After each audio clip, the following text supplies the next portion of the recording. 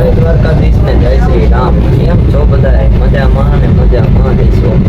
તો મિત્રો આજે જવાનું છે મારે બાલવાથી રાજકોટ. તો મેં કીધું લાવો આજે વિચાર આવ્યો, મેં કીધું બ્લોગ બનાવી નાખું.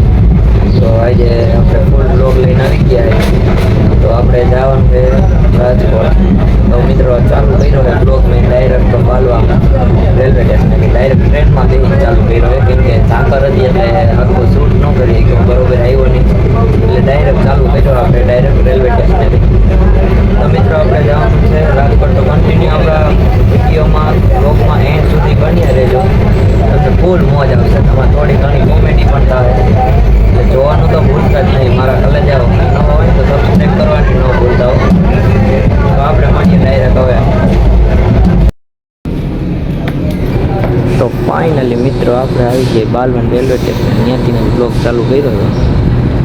તો આપણી ટ્રેન ઉપડી ગઈ હવે. તો આ છે બાલવાનું રેલવે સ્ટેશન. તમે તો કોઈથી જોયું નહીં હોય.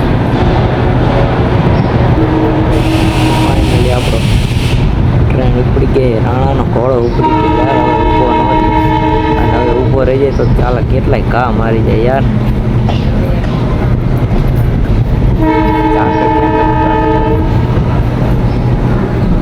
દેખાતો જ નથી.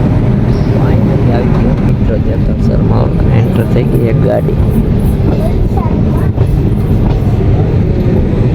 નાસ્તાનો બહરો બોલાય દેવાનો હે ભાઈ.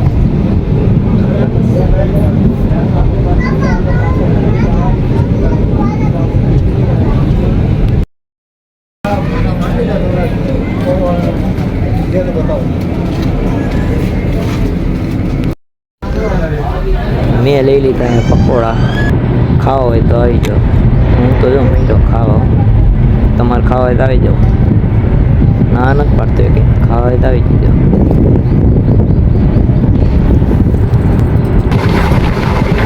પાછી આપણે ટ્રેન ઉઠી ગઈ. ટ્રેન વાળું બાકી છૂટ જાય.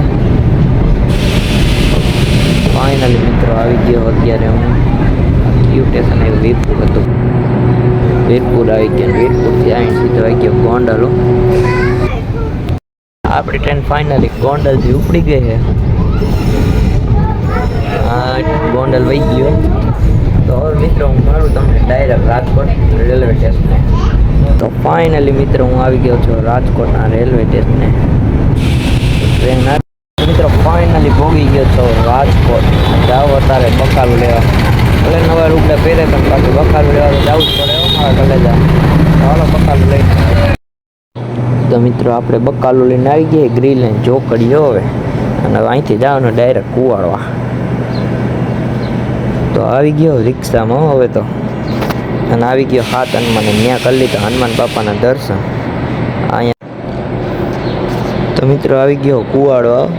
કુવાડવાના ફેમસ દાળ પકવાન ખાવા. તમારે ખાવા હોય તો આવી જજો. તમે કોઈ દી દાળ પકવાન ખાતા નહીં હોય. તો ડુંગળી બુંગળી નાખી દીધી આ ભાઈ. દાળ પકવાન લઈને નીકળી ગયો રસ પીવા આવે. અને આવી ગયો સૈડી વાળા ત્યાં રસ પીવા. તમારે પીવું હોય તો આવી જાજો. ને આપણા હાથમાં આવી ગયો ગ્લાસ, એટલે મૂકવાનો થતો જ નથી. એક જ ફેરામાં એક જ ઘૂંટડામાં રસ બસ પીને નીકળી ગયો ઘર સાઈડ. હવે આવી ગયો ઘરે ને મૂકી દીધો આઈફોન સાઈડમાં. અને હવે થાકી એટલો ગયો એટલે હવે ડાયરેક્ટ સુઈ જ જવાનું છે. તો મિત્રો બ્લોગ સારો લાગ્યો હોય તો લાઈક કરી નાખજો, શેર કરી નાખજો, સબસ્ક્રાઈબ કરવાનું ભૂલતા જ નહીં મારા કલેજા આવો. તો મિત્રો આપણે ફરીવાર મળીએ નેક્સ્ટ બ્લોગમાં. Bye bye.